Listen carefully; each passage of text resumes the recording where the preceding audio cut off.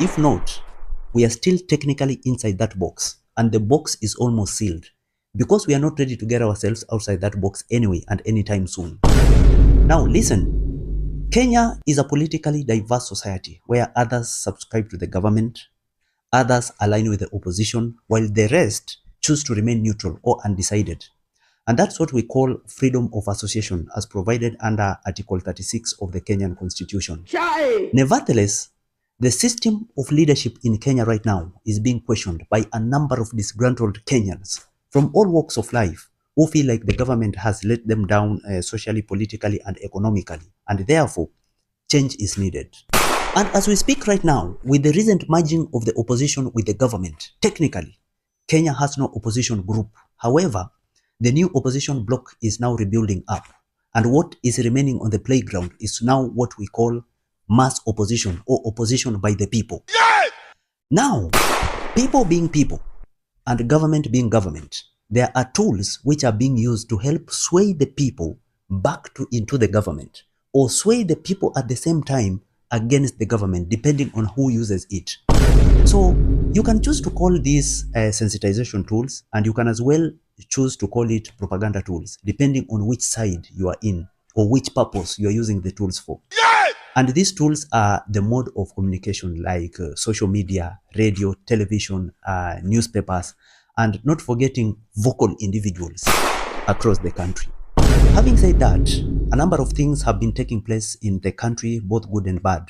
For instance, people have taken to social media to express their dissatisfaction, expressing the way the government is not doing enough in handling a number of issues. And this has made a section of Kenyans to form various forums and departments on social media. For example, there is a replica High Court of Kenya on social media, replica Directorate of Criminal Investigation, yes! Replica court judges, prosecutors, counsels, or lawyers, especially on TikTok.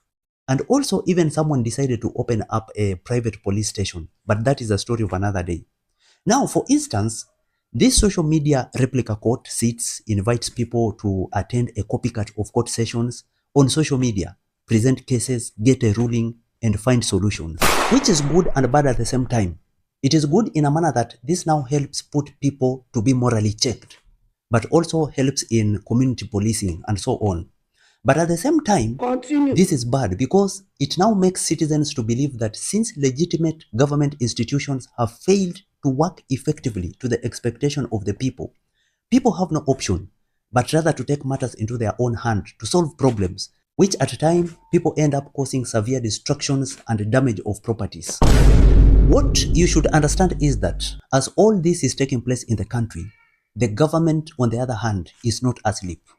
And here comes a major government tool called divide and rule. Yes! This is a very important tool that the government uses to gain and maintain political power by using divisive measures, and that is by encouraging division among the people. People who are divided ideologically and politically can easily be ruled than people who are united with one voice. In other words, people who are united can easily bring down a regime with little or no challenge. Now, remember, Kenya is the most active African country on social media based on time spent. This is followed by South Africa, Nigeria, Ghana, and Egypt, respectively. I think I'm right. This also goes hand in hand with the accessibility of cheap internet. And because of that, many Kenyans have found themselves on various social media platforms, creating forums and replica government departments and institutions whereby they can now meet, share their experiences and dissatisfactions with the government. And this gives way to a very important thing, that is freedom of expression as provided under Article 33 of the Kenyan Constitution. This has also made Kenyans to go even a notch higher by identifying individuals, businesses and institutions which engage in illegal activities against the citizens. Yes! And these individuals, businesses or institutions seem to have indirect or direct protection or association with the current government. And as a result, these individuals or businesses end up untouched. And as an alternative, people now end up invading them with mass protests and attacks in which destructions occur in the process because the government, anyway, is doing little to intervene for the best interest of the people. So this kind of unity and one voice online is increasingly becoming a major threat to the ruling elite and the government. And also, it is an opportunity to the opposition groups individuals and other interested stakeholders at large who collectively have diverse and personal interests in the country. And this may fall on either side, either positive or negative, for their own interest. So this therefore calls for these groups to throw one major card that exposes a major loophole that has been haunting the Kenyan society for decades, and that is none other than dividing Kenyans under tribal lines.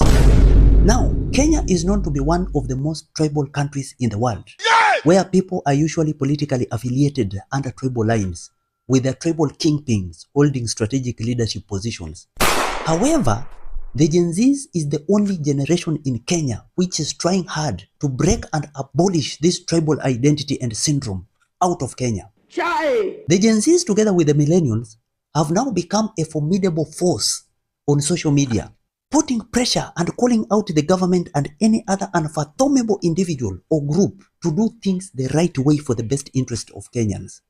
Now, having said that, the ruling elite, the government, individuals with personal political interests, and opposition groups, of course, are also not sleeping. This therefore takes them back to the Gen Zs and millennials' stronghold to look for them there, and that is social media, and that is where this tribal card is finally placed. Now, the Gen Zs and millennials happen to make the majority of the population in the country, the majority group of youths in Kenya, who are mostly unemployed, ambitious, and ready to make ends meet at all costs.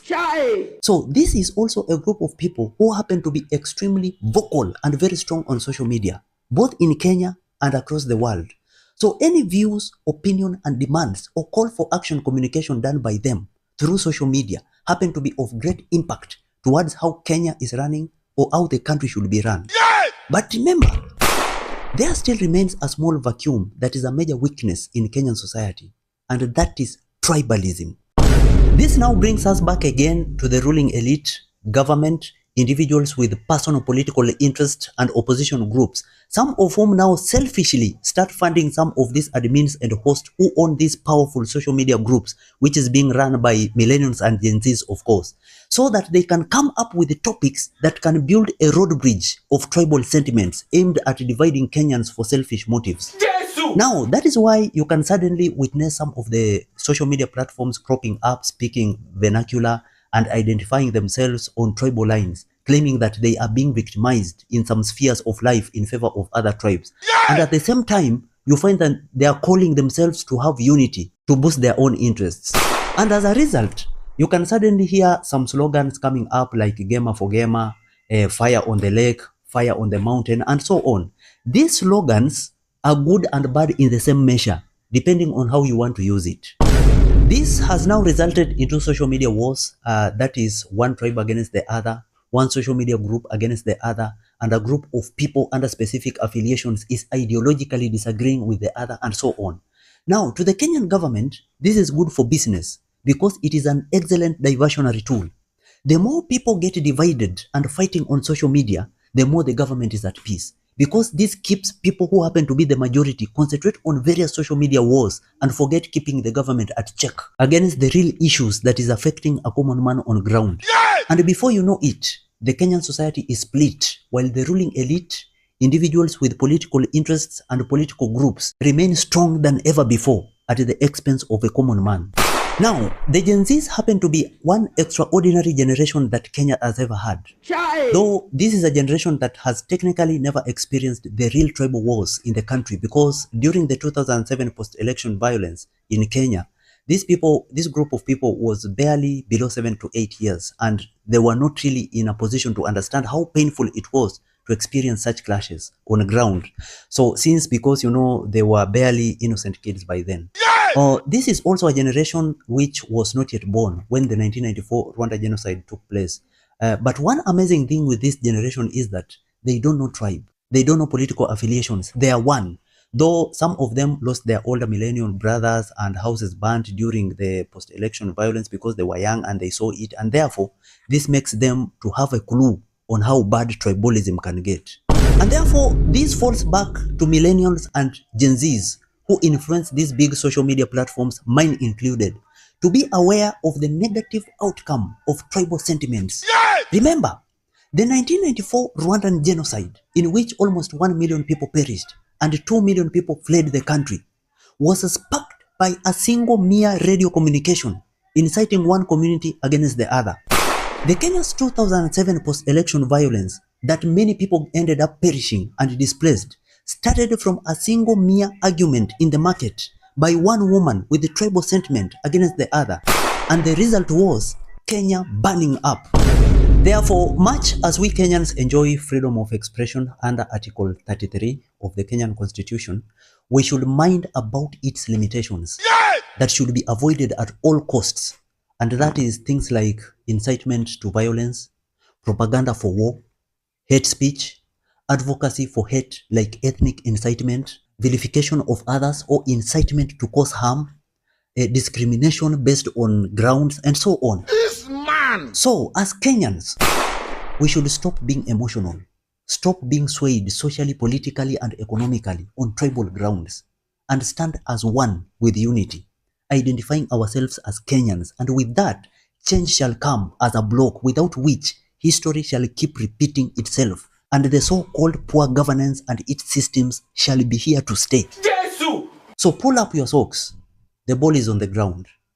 Make a comeback, because as it stands right now, the government has scored 1 and Kenyans 0.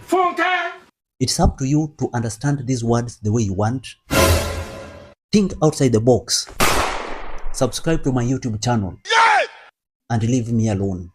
Bye-bye.